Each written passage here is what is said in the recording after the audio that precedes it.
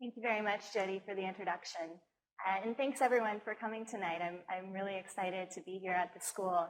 I had a chance today to get a bit of a tour and walk around and see some of the studios, and it's really exciting to see everything that's happening here. And from what I've seen so far with ideas about tactical urbanism and other forms of, let's call it non-traditional landscape architecture, combining with other types of landscape architecture focused more on site and design, I think hopefully some of the things that I'll talk about this evening will resonate with you.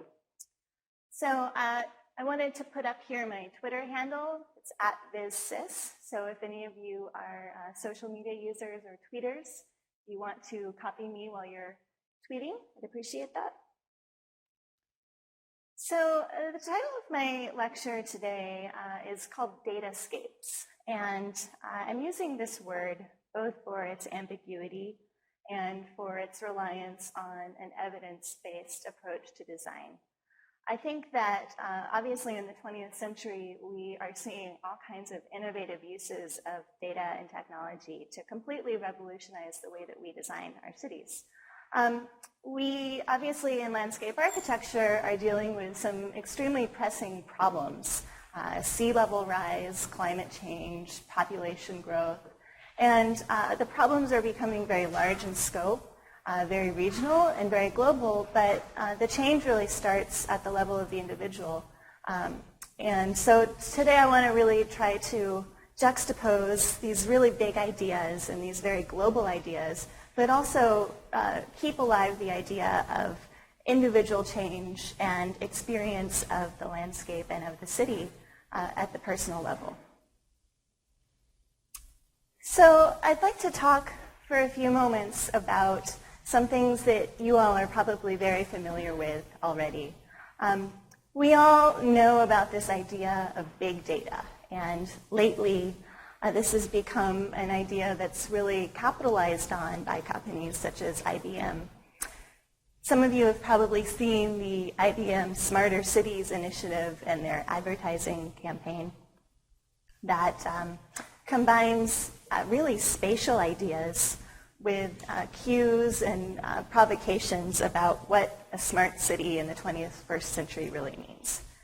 So one of the things I appreciate about this campaign is that it's not just about data in a neutral way, but it really starts to engage with the individual and the spatial and personal experience of the city. A bus stop that provides a small shelter from the rain while also becoming an advertisement on a wall. The bending of this panel to create a bench. And so the ideas behind this advertising campaign, they were kind of a bit of a double entendre, just in the same way that these billboards also had a spatial or a social function.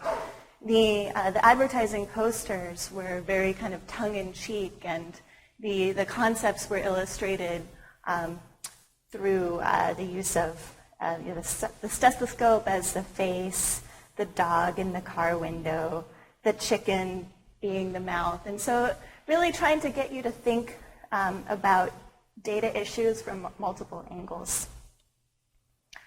Another person who's getting a lot of airplay right now is Nate Silver, who released his book, The Signal and the Noise, in 2013. You may know Nate Silver from his 2012 and 2008 election forecasting. Nate Silver is one of the mascots of this movement, if not the mascot of this movement, and he got his start actually in sports analysis, specifically sabermetrics, and began to use data to predict the outcome of baseball games.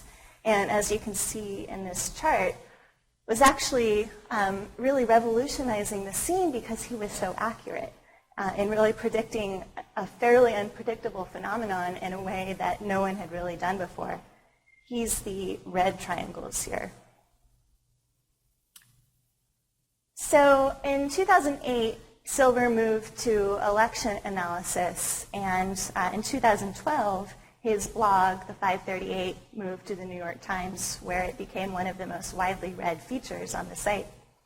And Silver really had fantastic success being able to use big data to predict the outcomes of presidential elections, and had far more success actually than the polling companies that were being paid millions of dollars to do this.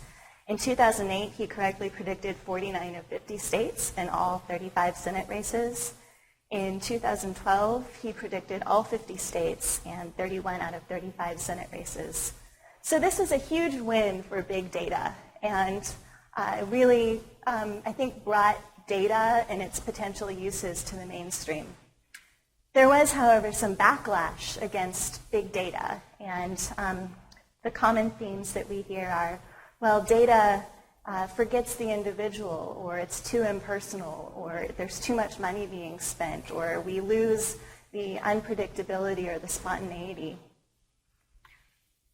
A couple of other examples, how data, for instance, is being used in sports.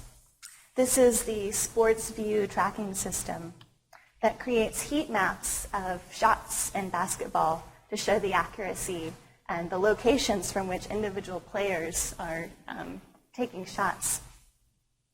And so it's something that not only is revolutionizing sports and politics and other fields, but also is adding a visual element to something that previously was inaccessible to the masses. Think about the difference between seeing this information in a chart or a table versus actually seeing it on a map. These are the kinds of things I'm interested in. I'm very interested in the ability to visualize complex problems and produce an understanding through maps and graphics and other visuals that wouldn't otherwise be possible. So what does a datascape look like for landscape architecture and other forms of design?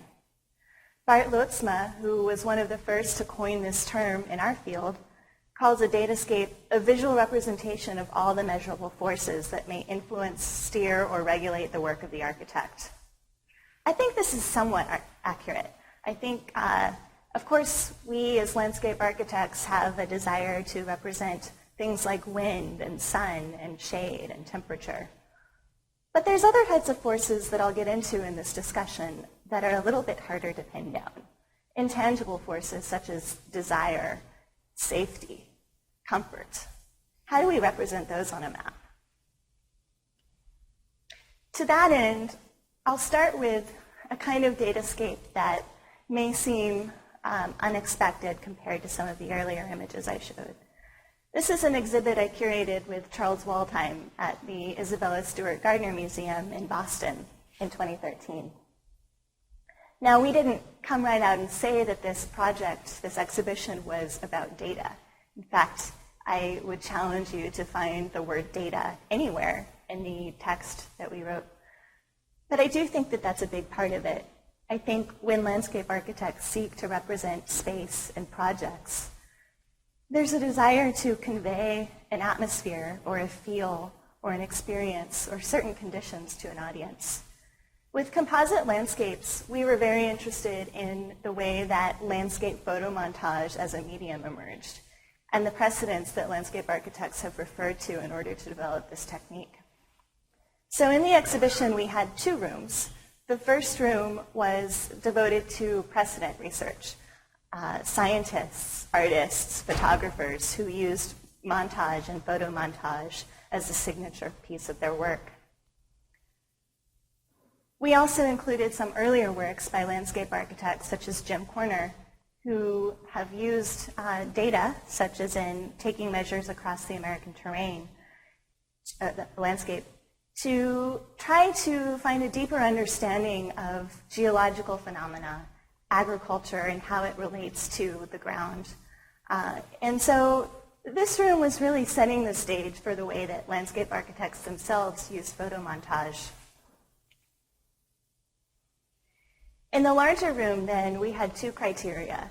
The images had to be created by a landscape architect, not necessarily a licensed landscape architect, but someone who considers themselves to be a landscape architect. And they had to invoke the horizon. And this was a little bit more complicated.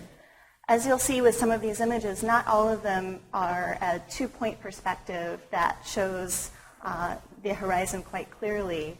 But there had to be some degree of perspectival projection. So we were very fortunate to have some of the most seminal works over the last 20 years. The one in the foreground here is Schoberplein by Adrian Goes and West 8. It's a really beautiful paper cutout. And so just to bring to the forefront the idea that these images are datascapes, again, I spoke about the work of James Corner, but I think the nature of a datascape, which I'll explain in more detail in a few moments, means that there has to be a problem that you're trying to address, and the representation is not an end result that arises from the design process, but rather it's a very core piece of the design process. So all of these drawings, I would say, are the result, not the result, but the manifestation of a landscape architect's way of thinking. To take the taking measures drawings as a case in point, each vignette had a particular focus area, and the act of superimposing aerial photography with maps was a way of examining a very complex regional problem and trying to create a greater understanding of what, say, wind energy and wind farm development actually means, where these things are sited, what topography means and elevation means in relationship to where wind farms are being placed. Other artists, such as Anu Mathur and Dulip Dakuna in their Mississippi floods drawings, which are really beautiful oil pastel representations of the flux of the Mississippi River, are less about quantitative analysis and more about experiential analysis. The data here is not what the water levels are or what the moisture in the air is, but rather what that feels like when viewed as an individual. Another type of data examined is the passage of time. In a series of drawings for the Minneapolis Sculpture Park by Michael van Valkenburg, we were interested in how the before and after states showed how the vegetation and the trees would mature over time. We don't often see in the representations of landscape projects how they'll look once they're installed. We see how they'll look 20 or 30 years from now when the trees have matured. So I thought that this was really novel in that it gave the client a sense of how the landscape would look initially. Now, of course, we included examples not from landscape architects, but from those who were highly influential to landscape architects. This is an example from Isabella Stewart Gardner herself, the namesake and founder of the museum. And she was very interested in landscape as well. She established several tracks that the museum would devote itself to: music, horticulture, painting, photography. And landscape was actually one of them, which was one of the reasons that we were able to do this exhibit there. In her travels over 20 or 30 years with her husband, Mrs. Gardner would create very large travel sketchbooks that were scrapbooks of all of the ephemera that she created in her travels to Asia and Europe and elsewhere. We were really attracted to this set of images because it's a combination of photographs that she had took with a cutout of a little paper bird from a postcard. And the idea that Isabella Stewart Gardner was actually using photo montage herself to represent, in this case, Singapore, really, I think, underscores this idea that data is not just about the quantitative things that we understand in landscape, but also the documentation of one's individual experience of a place. So if you'll forgive me, a shameless plug, we actually are in the process of, we actually just finalized the publication for this exhibition, which will be released next month by Hachekans. So if you're interested whatsoever in the exhibition or finding out more about landscape photo montage, the book is available now on Amazon.com.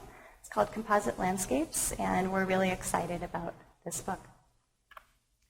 So to take a somewhat drastic departure now, I'd like to continue on this thread of cataloging.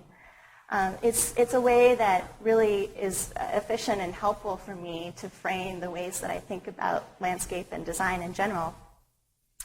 I believe that it's through precedent research that we're able to form our own opinions about design. And as a result, I started a project in 2012 called Visualizing Systems, the reading and representation of the human environment. Now, what is a system? A system is many different things, but specific to this website, I was interested again in this idea that a system is something with sufficient complexity that we really have to dive deep and use data and information to unpack what it really means and what it's really doing. So I found this quote by Kenneth Boulding, a systems scientist, who says, "A system is a big black box of which we can't unlock the locks, and all we can find out about is what goes in and what comes out." I thought that that was really poignant for the time in which we find ourselves, because for the first time in human history, we're really beginning to be able to crack open that big black box, and we have copious amounts of data that allow us to really be able to understand complex systems such as communication, transportation, animal migration, in a way that we really weren't able to previously.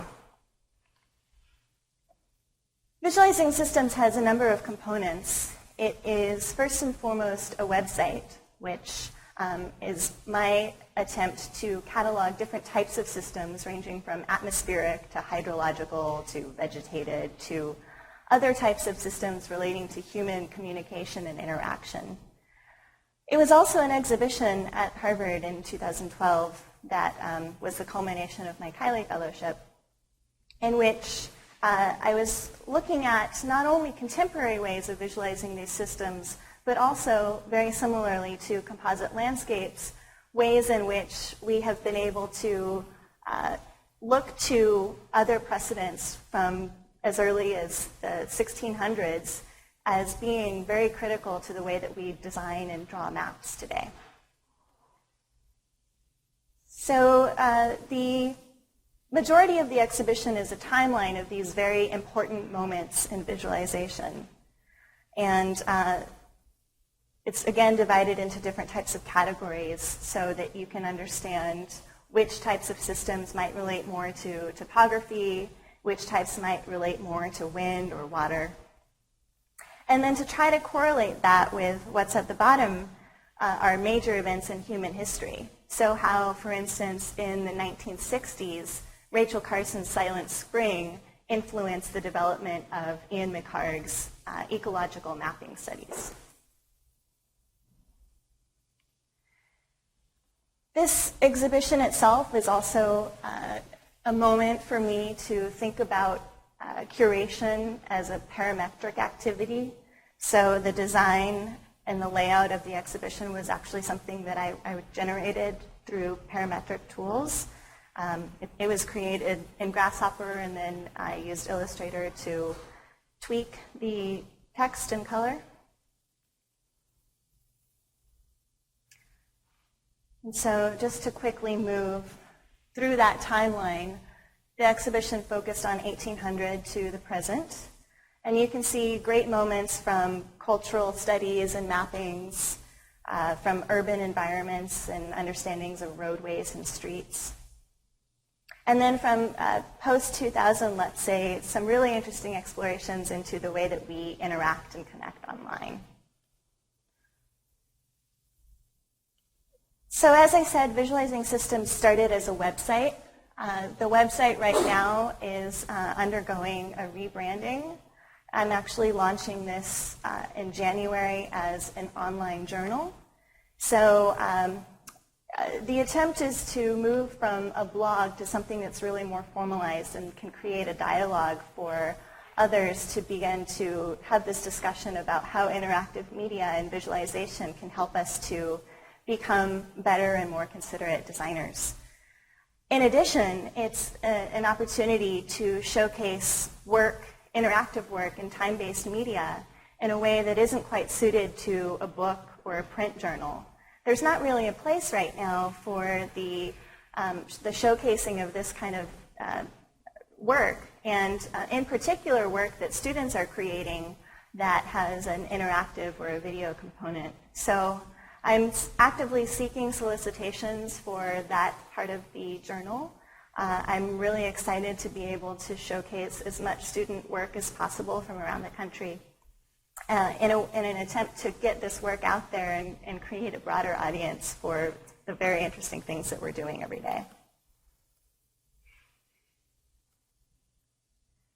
So you can see examples of really important visualizations divided not only into types of systems, ecological, atmospheric, hydrological, but also what kind of representation it is, what medium. If it's animation, if it's a mapping, if it's an exhibition, a book, etc.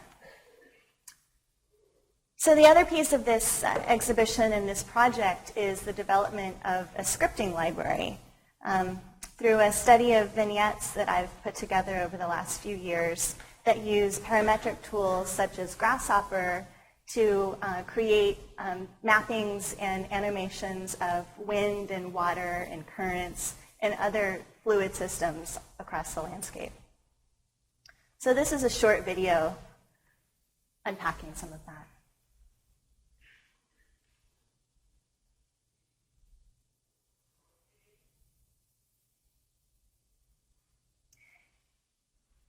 Each of these vignettes, they're very short, takes an example, a very important example from a historical means of visualization, and tries to take that and understand how we might use the learnings in a more contemporary way.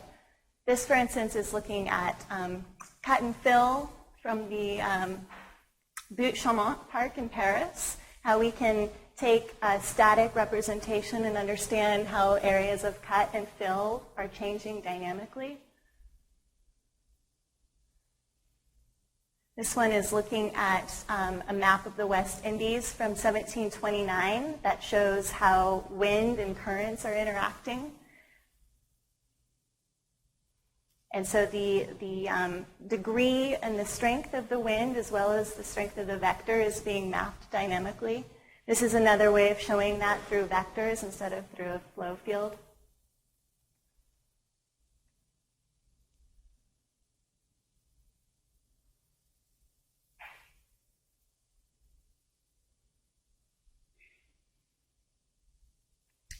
Taking a similar approach to mapping ocean currents and how the boundaries and the changing coastlines affect the currents and how they create whirls and eddies.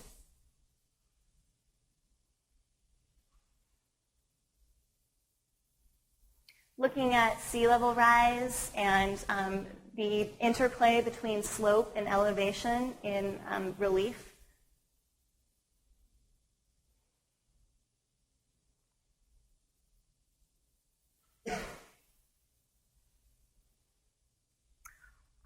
Trying to understand how topography shapes the movement of water or other fluids across its surface.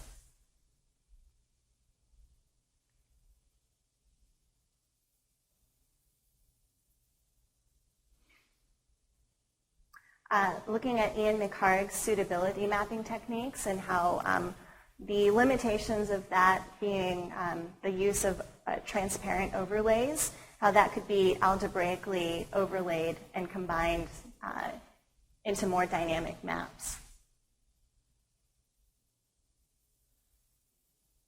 Then finally, imagining the progression of different animal species, whether they're flying or moving by land, and how topography and other factors shape their movement. This is symbolic, really, of other factors at play. And then lastly, thinking about succession in a way inspired by Michel Devine that imagines how factors such as sunlight and contamination and soil moisture could be combined to predict how succession might occur.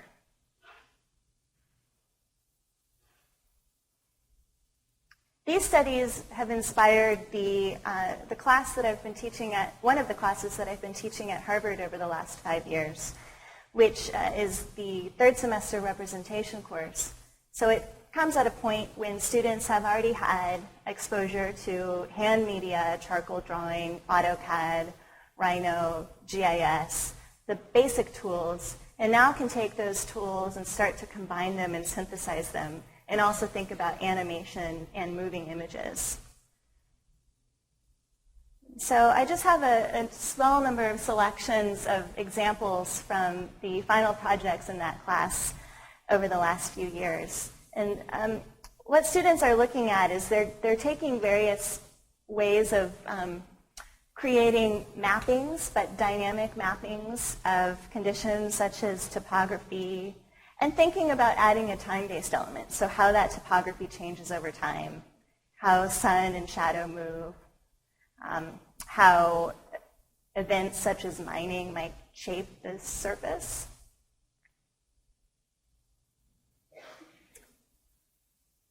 And then looking at innovative ways of juxtaposing plans and sections and three-dimensional representation to understand how this change over time is happening from a variety of angles.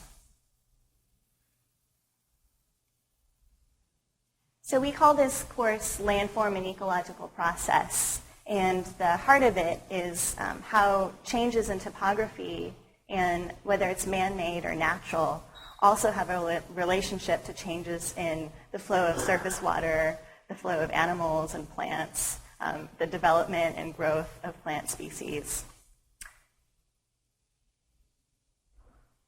the movement of people across the surface. And paired with that, the students also create a number of static drawings and diagrams. So the videos are coupled with a deeper study into a certain phenomenon, such as plant movement and the way that plants would aggregate in different topographies, the relationship between topography and the movement of animal species or plant species. This student was looking exclusively at hydrophytic vegetation or aquatic vegetation.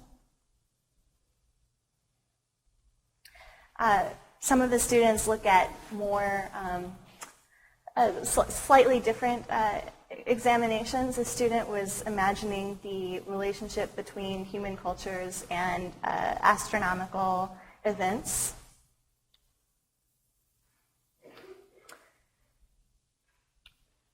And so I think this gives an overview of the kinds of things that I'm interested in how I really believe that data and an understanding of landscape from a quantitative as well as a quantitative perspective actually really helps us to design our cities. And so I'll offer a framework for the remainder of the lecture, which is about data-driven cities and how data meets design to form a new type of methodology. I'll offer an initial provocation on that by Winnie Maas, who says, imagine a city that is described only by data, a city that wants to be explored only as information, a city that knows no given topography, no prescribed ideology, no representation, and no context, only huge pure data. So what does it mean when we take away the site, take away the buildings, take away the landscape, and take away the person from actually being in that site, and all we're left with is the data about the way that people use their cities and their places? I'll contrast that with a long quote from James Corner, which I'm not going to read in its entirety, but he's talking about what a datascape is for landscape architecture and how a datascape is actually different from a traditional map, which I've summarized here in that and offered my own take on this as well. But what makes a datascape? A datascape, unlike a traditional map, is objectively constructed. It's derived from numbers, quantities, facts, and pure data. Really important here, it's a persuasive force in bureaucratic decision-making.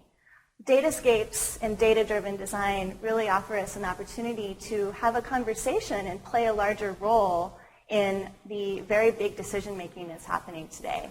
When we talk with government officials or developers, to be able to come to the table with a very strong understanding of particular phenomena through data. There's no assumption of truth. And I think this is really the biggest difference between, let's say, a map versus a datascape, in that a datascape, again, as I mentioned with composite landscapes, is about the process. It's not the documentation of the design process, but it's really the design process itself. The data determines the result. And in that spirit, a datascape is targeted. Questions are asked. It's not the overlay of all of the information that you have about a site or about a place, but it's the selection and the editing of that information to arrive at a particular conclusion. Unlike the, let's say, passive neutrality of traditional maps, which combine lots and lots and lots of data and try to show you as much as possible, I think the real key about what I'm interested in and how I see datascapes is that they're edited. They allow us to take something like big data, where we're talking about hundreds of terabytes of information, and picking the right information that you can use to prove a point. And so I'm going to talk briefly about 3 different ways of seeing and 3 different ways of designing using data that I embrace and that I've seen in other precedent projects. Now, these 3 categories emerged from a course that I taught at California College of the Arts this past spring called Data-Driven Cities. And we were really trying to imagine how different designers and architects and non-architects use data and information as something to spur design. So I'm calling them local codes, logistics landscapes, and guerrilla urbanism, or civic tech. And so in this class in the spring, I asked students to come up with, we created a book, a catalog of different types of database design approaches. I'm not going to talk about these individually, but rather you can see, I asked them to be able to document the projects in a way that they could be compared to one another. So to begin with local codes, what does this mean? To me, this is about typological design strategies. I think at its simplest, it's something like zoning, where by the creation of a set of rules, we can design across an entire city. Louis Mumford said this in a poignant way, that with a T-square and a triangle, finally, the municipal engineer could, without slightest training as either an architect or a sociologist, plan an entire metropolis with its standard lots, its standard street widths, and standardized, comparable, and replaceable parts. That's really the key here. And you can proliferate the continent. So maybe the most obvious example of this is looking at something like the Manhattan street grid. The most famous plan of which is the 1811 plan for the city of Manhattan. That was the first time that the city was really divided and compartmentalized across the entire bounds into a regularized grid. Now, this doesn't seem that revolutionary now, but at the time it really was, because what it offered 100 years later is a very easy framework to add zoning to the mix. And so in 1931, when the New York City zoning plan was approved, 1916, this was really something that architects at the time really put their foot down about. Zoning was seen as something that interfered with an architect's creativity, that many architects were very, very adamant that zoning would reduce the quality and the creativity and really would limit them as architects. And along comes architect Hugh Ferris, who said, no, that's not true. It really creates constraints that allows our creativity to proliferate. This is an example from his Architecture of Tomorrow, Metropolis of Tomorrow, in which he was trying to prove to architects that by taking zoning as constraints, understanding how setbacks could be interpreted through architectural moves, that it really opened up the ability to leave a signature mark or a style on a building. And I think comparing the Manhattan street grid with the work of Ferris and others, what we're left with is an idea that even though the pieces themselves might be standardized either in the size or in the rules, the number of iterations that you can create under those constraints are really numerous. This is a project called Plant City by MVRDV that really is part tongue-in-cheek take on the Manhattan city grid and part proposal for the way that this typological or code-based strategy could be used. It's a planting project in which each of the grid units, which had the same proportions as the Manhattan street grid, could be different typologies that, when brought together, would create a very diverse place. So this design is not about the site plan or the uniqueness of one orientation, but rather the fact that this is something where smaller elements could be subtracted and replaced, and that it's something that's completely dynamic and constantly in flux. At a smaller scale, I'm also interested in Plaza del Desierto by Nomad and Teresa Gali-Izard, in which the data about materiality was combined with information, very basic information about things like entryways and sunlight and roadways. And so this catalog of material patterns was then overlaid with the site information to create a very specific small gridded pattern.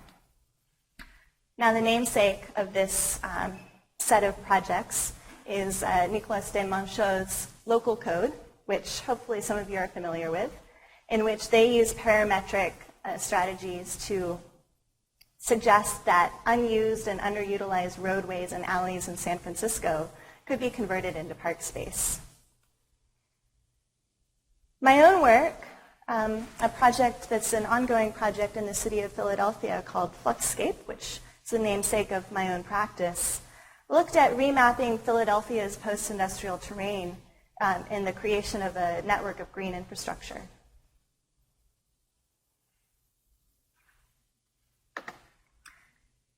So as I'm sure many of you are aware, we are not only dealing with population growth in the world's cities, but we're also seeing a population shift. And while some cities are growing, many cities, including the North American Rust Belt, are experiencing population decline.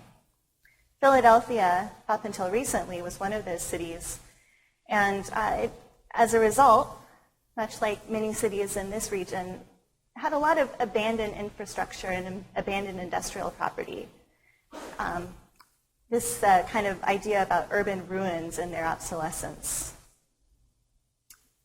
So we have a moment in 2008 when the trend was actually turned around, that Philadelphia started to experience a population increase. But there was a moment of uncertainty too. Is this going to continue, or is it going to drop off and return to population decline? And so I was very interested in embracing a proposal that not only suggested how to reuse some of this obsolescent space, but also would allow for more active uses that could accommodate a growing population as well.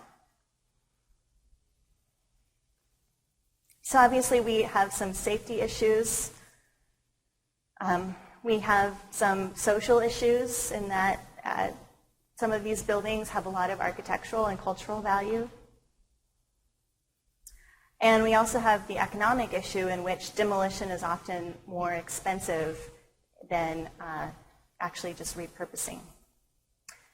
So what I proposed was to look at industrial buildings as well as industrial parcels as part of a citywide network. That the city has right now over 39,000 vacant parcels, about 4% of which are industrial, but most of it's residential. But that's also a third of the total vacant area in the city. The industrial vacancy rate was about 10%, which is almost a $1.3 billion loss every year.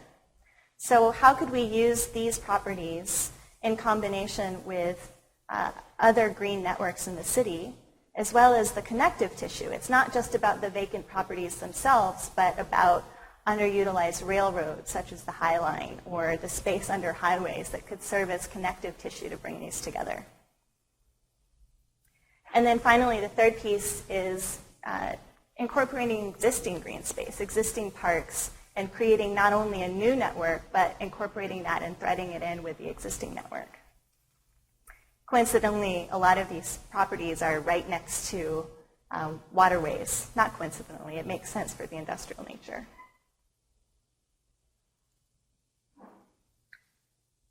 And so the work is largely centered on mapping urban ruin and mapping what this actually would look like.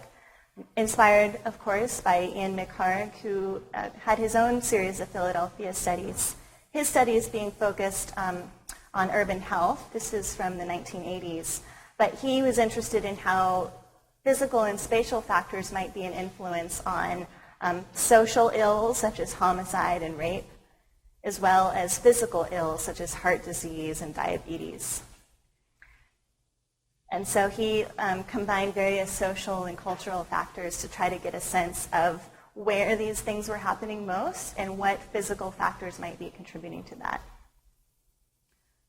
I took on a similar approach, which I called McHarg 2.0, that unlike McHarg's studies, which, as you probably know, were enabled by the overlay of transparencies, but how could we use digital technology in a way that would allow us to account for uncertainty and to try to understand different scenarios in a feedback loop?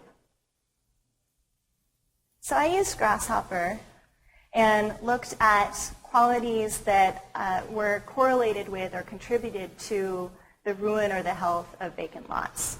This example is looking at invasive species and emergent vegetation. And so this is looking at a number of factors, data of which is available from the city's GIS site, and combined them and added weighted factors to imagine where emergent vegetation, in this case, was most likely to occur. And so the idea behind these is that through a feedback mechanism, as more data became available, that these maps could be understood better and that the weighting factors could change.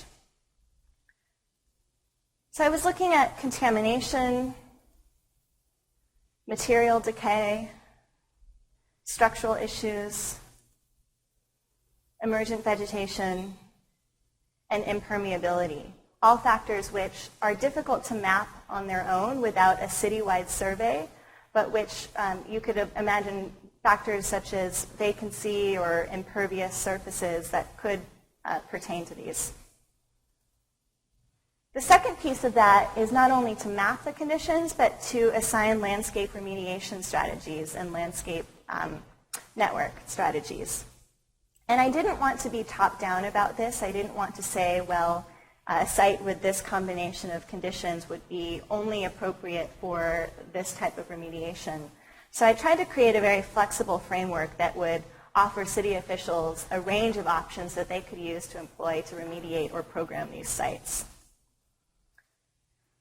I offered a framework of etic versus emic ways of thinking.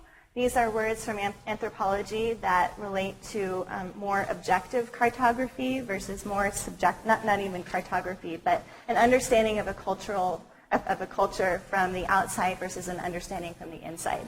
I thought this was important because I wanted to make sure that the internal or the personal aspect was still alive, and that these maps were not just, as I mentioned before, offering the one and only strategy for remediating, but rather had a subjective component to it as well.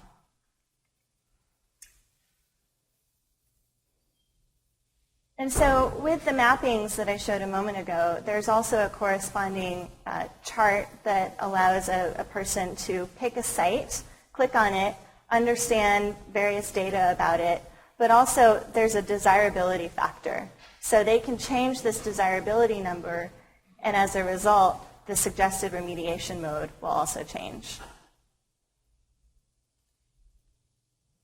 And so this was done for several different, again, contamination, material decay, structural issues, emergent vegetation, and impermeability. So the last piece, now that a citizen or a government official was armed with types of remediation, I also created a catalog of precedents that had worked well in other cities and under different circumstances that could be referenced in Philadelphia. And so the result is a website in which you can look at the map, you can select a vacant parcel, you can understand the types of remediation that might be working well on that site, but then you can also see a catalog of various typologies and remediation designs that are referenced that would be perhaps something to refer to on that site.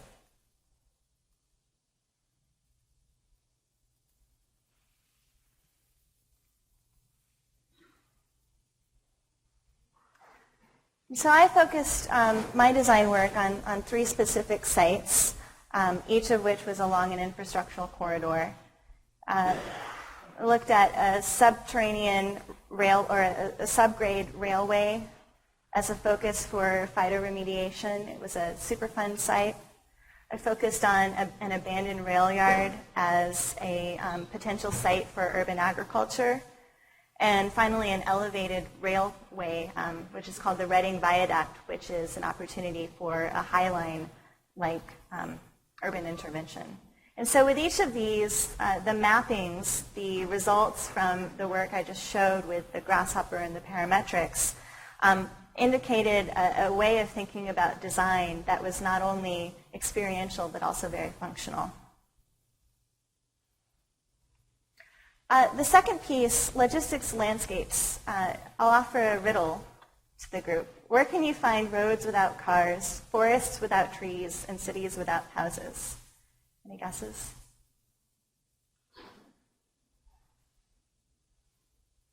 Map.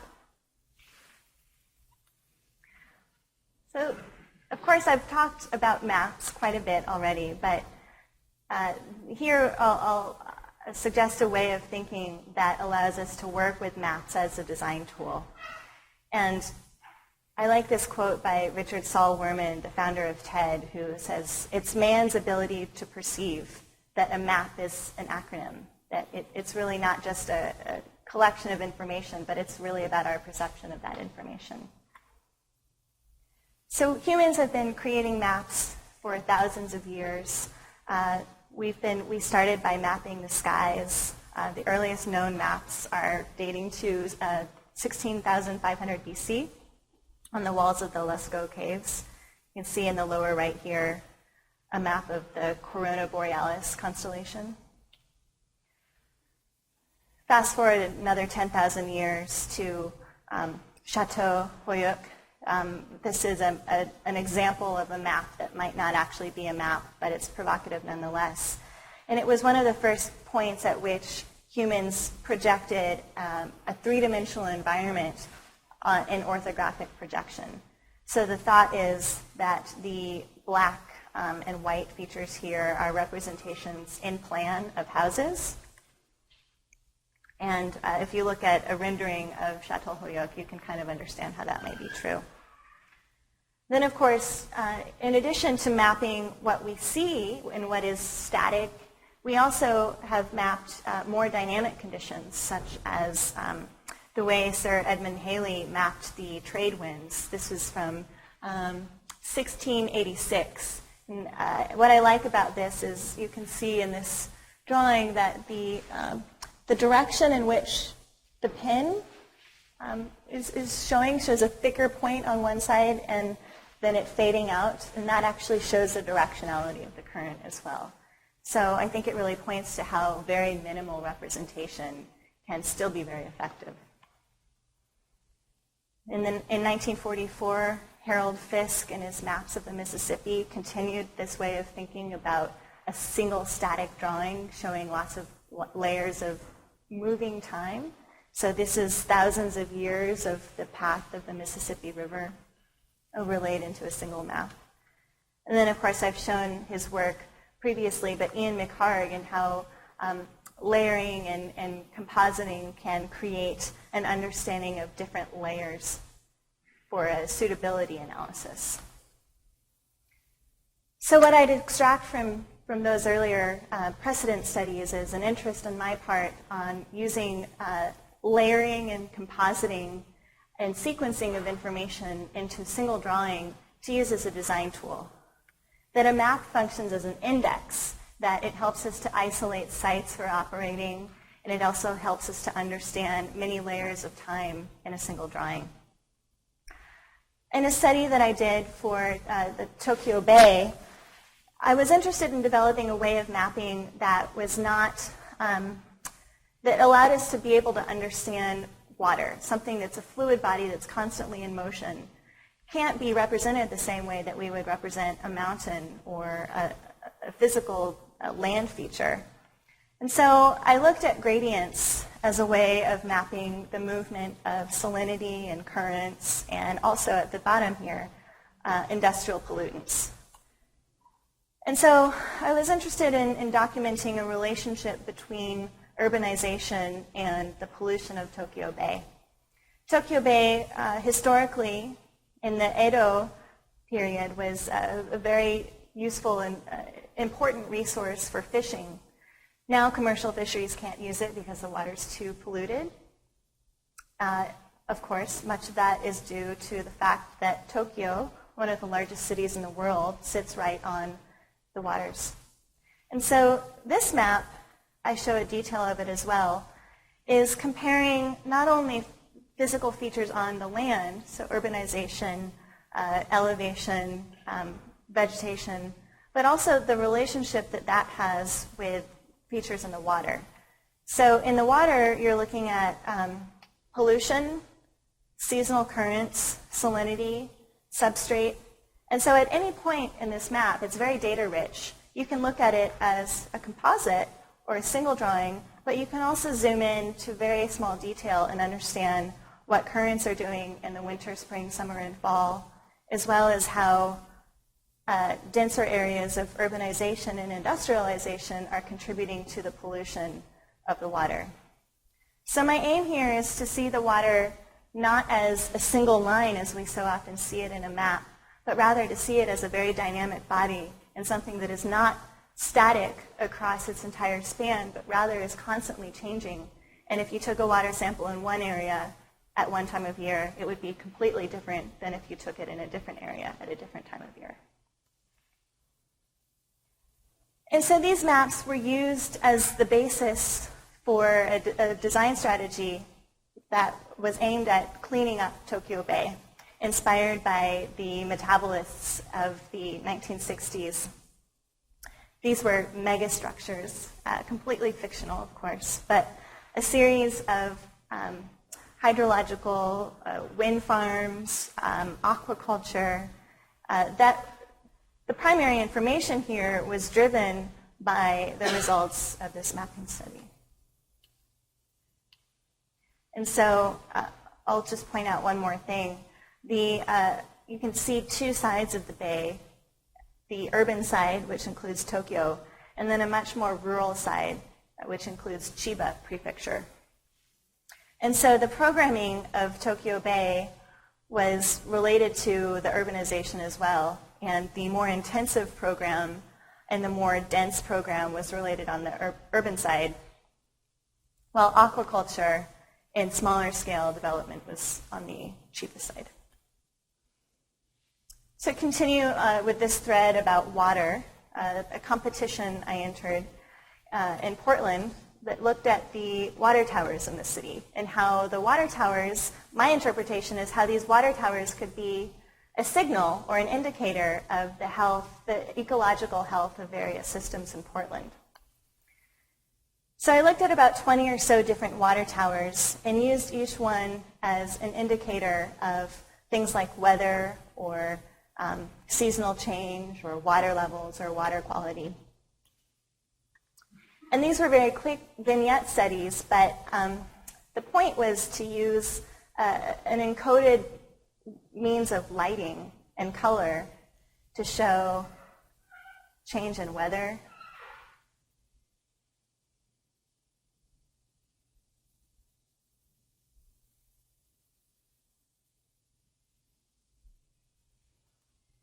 or one of my personal favorites was a lighting system that would indicate to the city when the salmon run was happening, so various stages in the life cycle of salmon. Portland is one of the key stops for many species of salmon along their movement up the Pacific Northwest. And so using this cyclical calendar,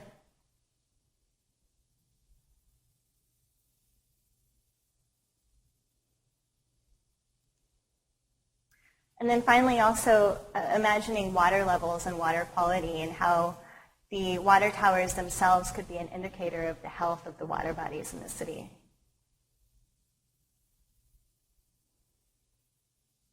So it was a quick project, but I think it's really informed future work in that it's very time-based, and there's an interest in indicators and about spreading the word and creating an audience for ecology and for landscape.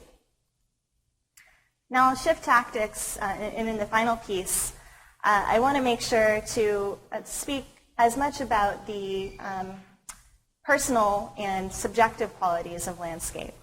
And so this is reflective of an exploration over the past year into civic technology and guerrilla urbanism.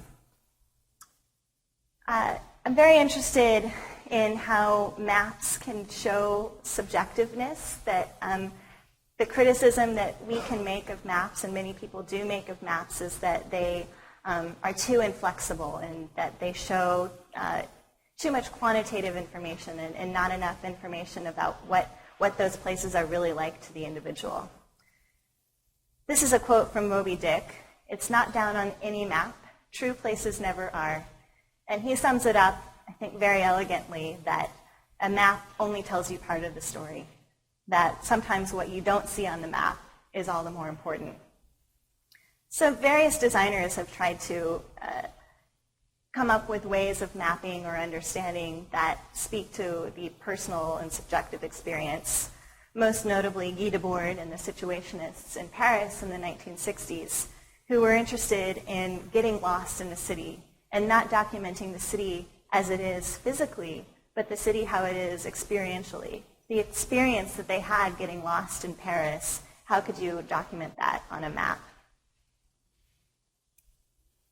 The anthropologist Paul-Henri Chambord-Delot took a similar approach in Paris as well. But this time he looked at the experience of an individual girl who traveled from home to school to piano class. And so her Paris was a very different piece of Paris than the outline of the city would imply. Her Paris is really only this very small piece. Or we could look at The View from the Road by Donald Appleyard and Kevin Lynch, who examined Boston and the roads in Boston through the lens of personal experience and created a notational system and a language that showed not the width of the road, but the perceived width of the road. Not the actual distance for various landmarks, but the perceived distance of those landmarks. And I think I chose this image to sum up a very complex project, because what you're seeing here is the documentation or the mapping along this loop going in one direction versus the other direction, and how that actually produces a very different experience.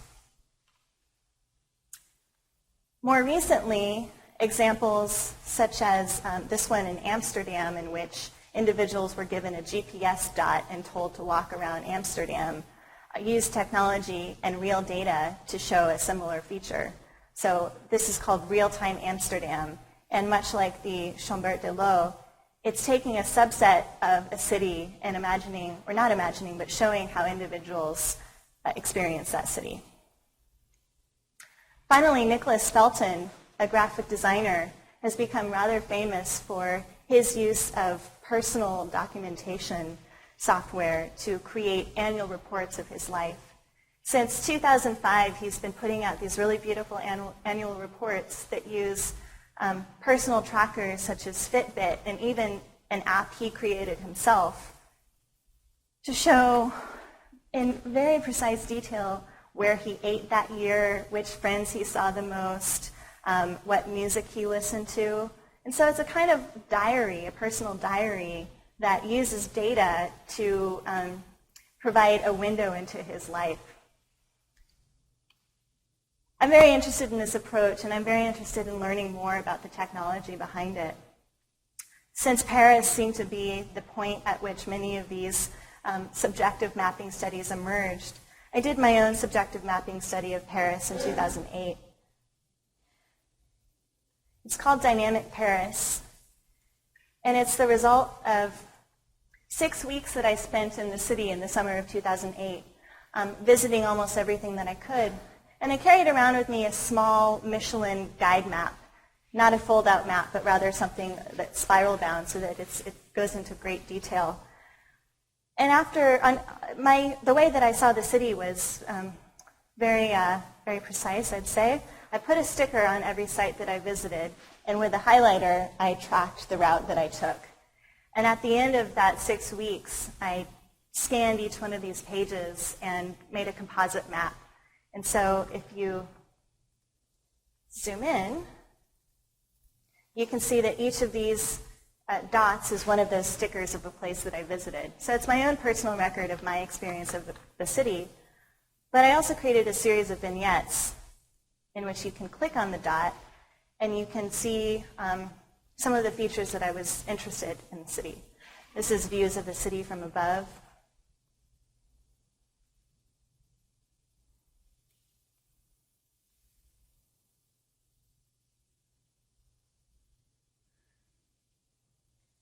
And in the interest of time, I won't show all of these vignettes, but many of these dots have an accompanying video vignette. And this was one of my very first entrees into the use of time-based media and interactive media and maps as an attempt to try to understand how we can see a city through a very particular person's eyes, but also compare that with the more objective documentation of the city and the maps that we're more used to.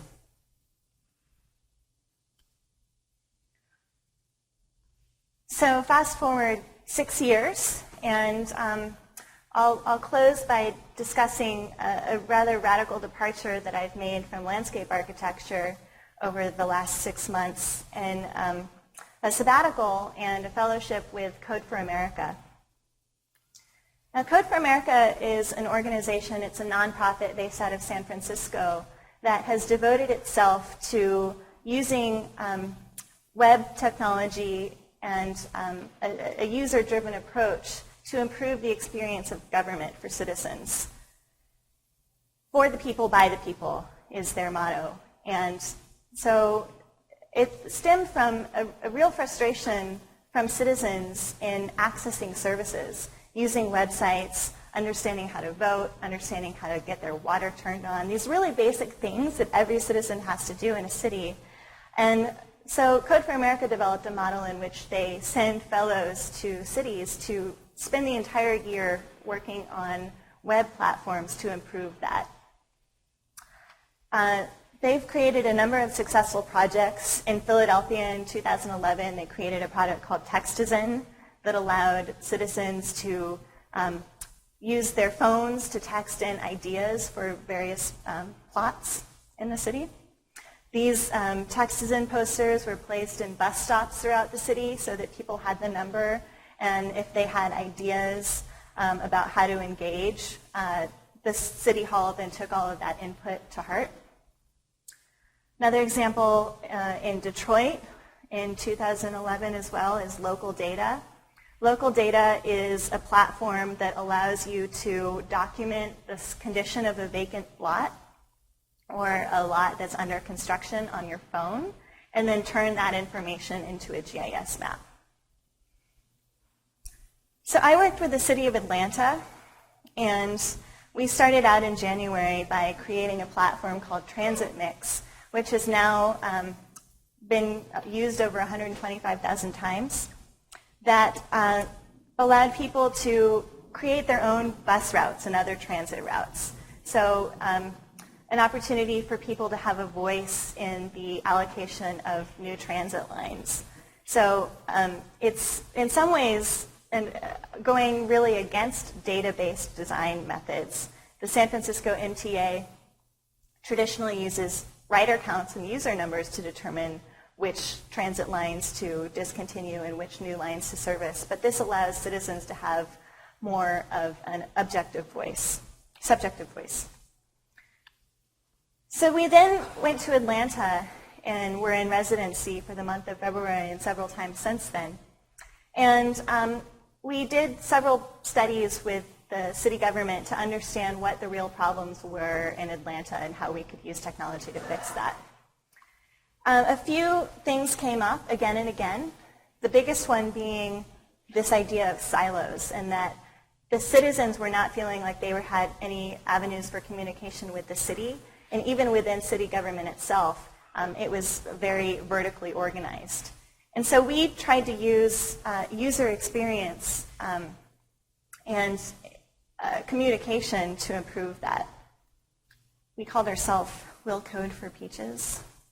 And this is our mission statement. We really wanted to spark a resurgence in the pride of living, working, and growing in Atlanta, using open data to do that. And so we came up with a few different plans for products, and I'll talk about one of those.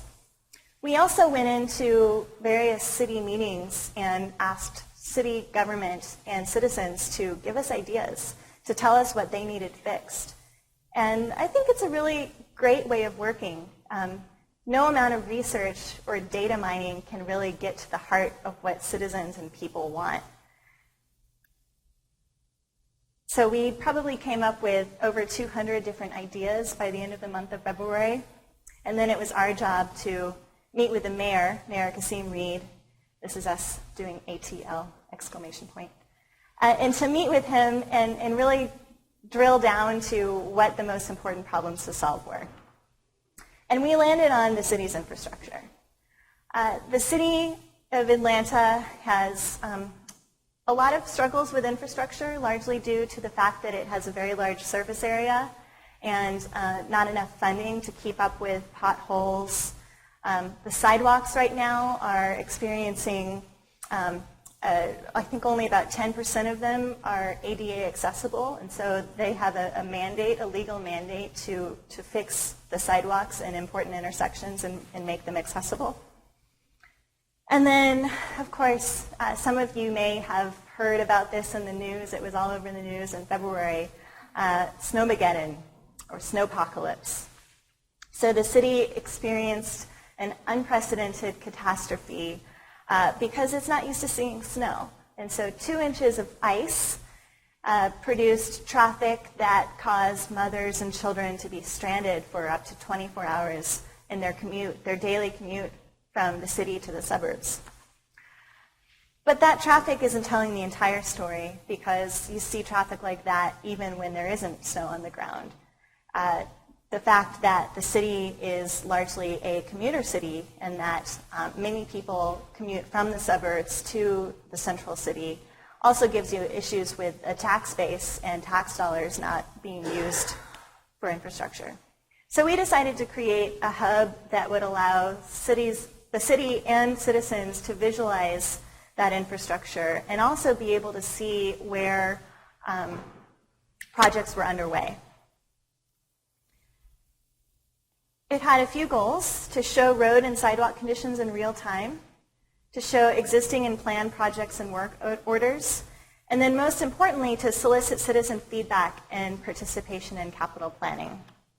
So this project underwent a few different iterations. The first version focused primarily on the map, but our feedback from that was that this is not really what citizens are interested in. They don't want to see everything on a map. They want to be able to have a voice and to engage and to give their feedback on what kinds of projects they'd like to see in their neighborhood. So the next version was more of an informational site to allow citizens to understand what Atlanta was doing about the infrastructure. And then we decided that that didn't really have enough personality and that we wanted to do something that was more branded to the city of Atlanta. So this was an integrated version that showed both the map as well as information and ability to vote on projects. Fourth version continued that process, but is more interactive and allows you to click through. I'll show you that briefly. So this version allows you to learn about a proposed infrastructure bond that the city, they're dealing with a $250 million infrastructure bond. Also to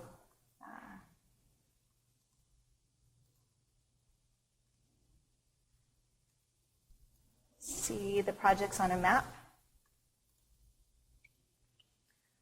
And then the fourth and final version, which actually has now been released to the public, is a site that we veered away from the map slightly because the city told us that the main thing that they were interested in was getting public input and allowing citizens for the first time to vote on projects. Compared to a 2011 infrastructure bond where the only mode of public outreach was an email address, this was really pretty revolutionary. So I'll show you the live site. So this allows you to click through and understand when the meetings were taking place, what an infrastructure bond is, how it will be funded, what kinds of projects are included, and how much money is devoted to those uses. And then finally, to be able to give the city information on who you are and what types of project categories you'd most like to see.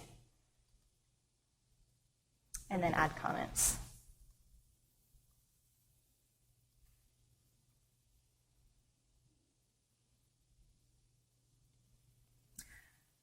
So I think there's a lot of potential in the use of interactive platforms and app design.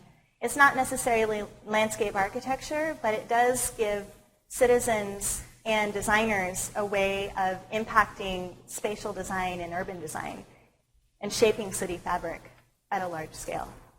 So in my, this is the last piece I'll show, but in my Data-Driven Cities course at CCA, I asked my students for their final project to create an app prototype. And so these are really interesting to me because they're architects and landscape architects who are creating apps. And it just goes to show how easy something like this is with the skills that we already have. This is an app that was meant for Google Glass. This student, Jeff Mayashiro, was interested in how Google Glass could be used for better understanding a city.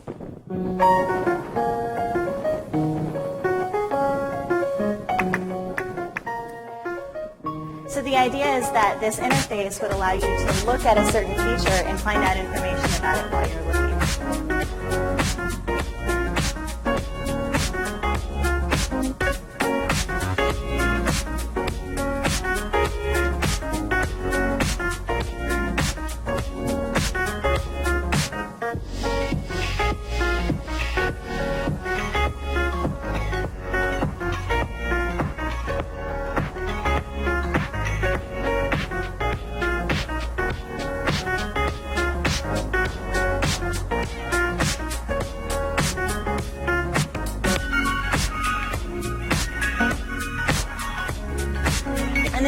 Advantage of a database that Google already has and an API that Google's already developed, but creating a new interface with you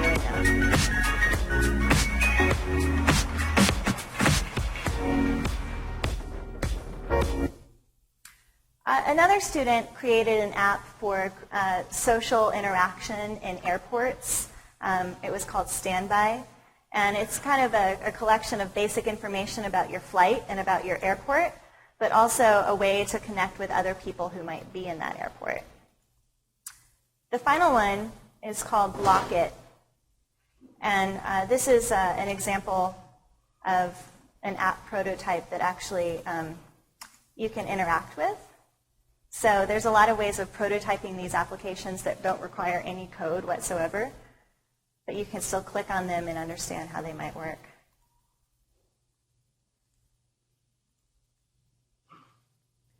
So this project, she was interested in providing information about things to do and free events in different parts of the city.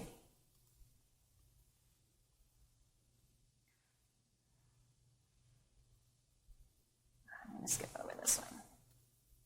Actually, so this last one, I forgot I put this in here, but it's called the Urbex Field Guide by Stephanie Tabb, And she was trying to create a platform for urban explorers, people who like to go visit abandoned sites and explore abandoned properties and places that you're not really supposed to go to, that you're trespassing, but trying to formalize that and create a community out of it. So this is a field guide to urban exploration that included a map of these different sites that's user-generated, and a way to connect to other people that might be interested in viewing them. And so this was another prototype that, unfortunately, the click-through version is no longer live on the website, but she used a tool called Flinto that allows non-coders to use tools like Illustrator and Photoshop to create a pretty realistic and clickable and functional app prototype. So just to conclude, I'd like to leave you with a quote from Zen in the Art of Motorcycle Maintenance. It says, really sums up some of the things that I'm interested in a final provocation. What's new is an interesting and broadening central question, but one which, if pursued exclusively, results only in an endless parade of trivia and fashion, the silt of tomorrow. I would like, instead to be concerned with the question, what is best? So while I think an exploration and an understanding and an investigation into new technologies and tools is very important to our field, it's also great and something that I make certain to do to remind ourselves of what's been done before and how has it been done, whether it's in analog media or otherwise, that can inform our future studies. So, thank you very much.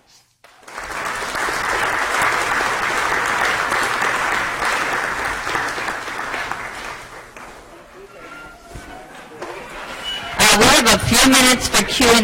If those people who need to run could run quickly, and then the rest of us could stay for a few minutes, because she doesn't have to leave. That was a great presentation. Thank you. You don't have to. I was so great. Last night I had a conversation with my daughter, and she was all flustered.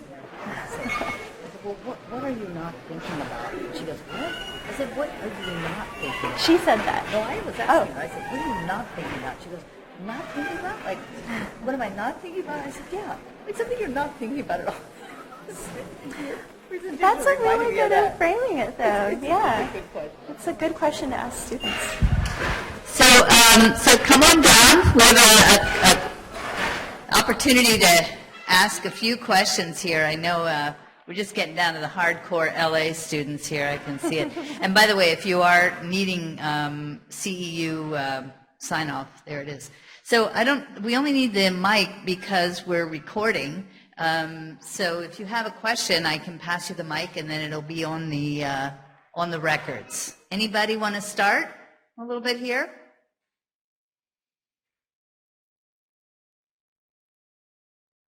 No? Well, let me start with the question. A lot of the work that you're doing doesn't have a typical client. So can you explain how you go about developing your ideas of what to do, and whether you're just responding to a call or how you're actually doing it? Yeah, I think the conversation or the question that you just posed, what are you not doing, has actually framed a lot of the way that I think about work, at least initially. What are landscape architects not doing right now, and what could we do better? So many of the projects, I think, that I started doing, Code for America being a major exception to the rule, started by trying to think different, to take Apple's tagline, to think different about landscape architecture, and to see how tools and investigations that I was teaching in class might serve us better and help us to reach a larger audience and communicate to citizens in a way that is clear but also really informed and using data to do that.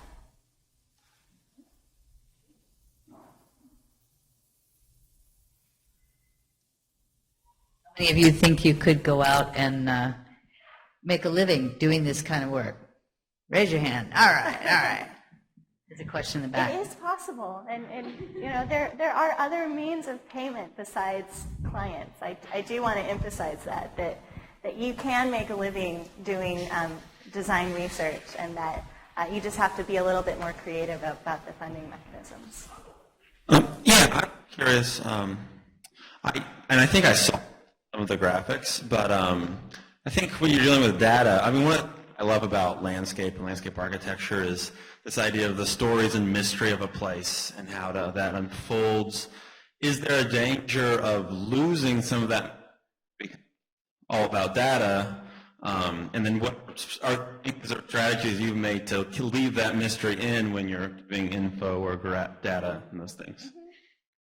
I guess I'll give two answers to that. I think the first answer is that the map is only part of the story, that a map alone is not necessarily a design project, but that an interpretation, and really maybe I should use the word datascape since that was the subject of my lecture. The map is not so important as the question that you're asking with the map. So in a project such as Tokyo Bay, for me, the research question there was how does urbanization affect water? And so I think, again, the targeting of the types of information that I'm using and leaving out information that doesn't relate to that helps to answer that question. The other piece and the other answer I'll give is that I think you have to be able to show something that's relatable, so that data isn't always relatable.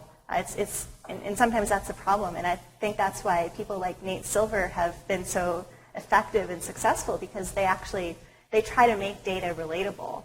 And instead of showing the raw data in a chart or a table or a way that a scientist might, what he's done really well is visualize it simply. And so I think the other piece is to be able to have various means of visualizing that information in a way that's accessible. Sometimes that might mean developing means of visualization like the vignettes that I showed earlier in the lecture that are really simple and don't have a lot of information. Other times it might mean something like what I did in the Mapping Paris project, where I was coupling the map itself with a more perspectival view of landscape. I think there's a lot of ways of going about it, but I think my main answer to that would be that the map is not the only thing.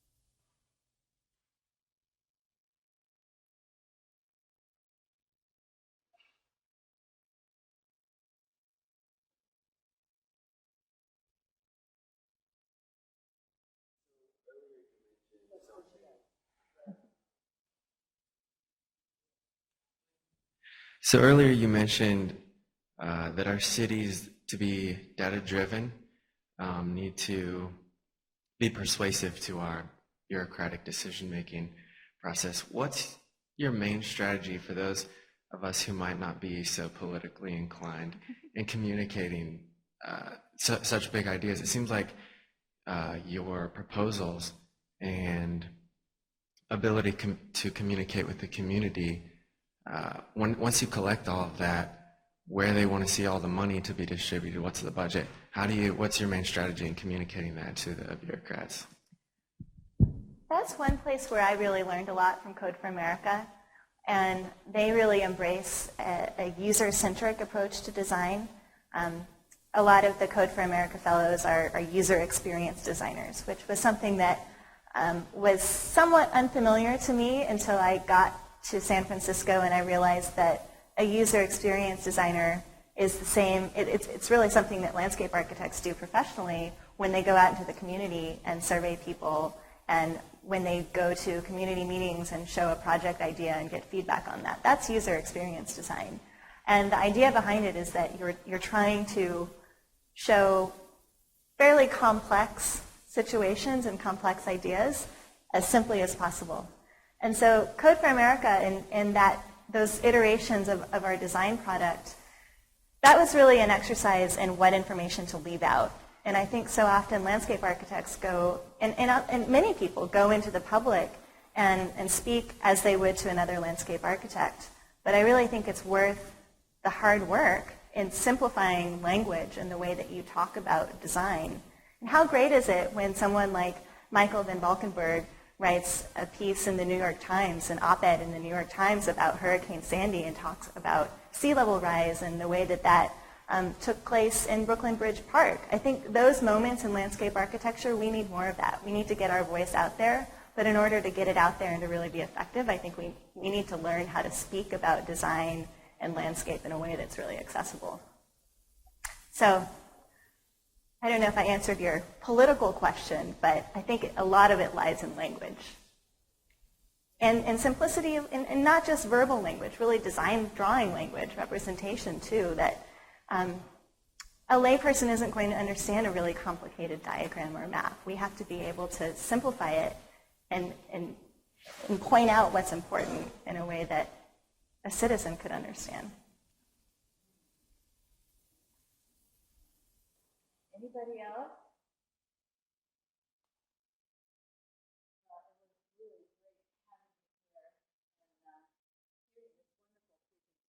Thank you.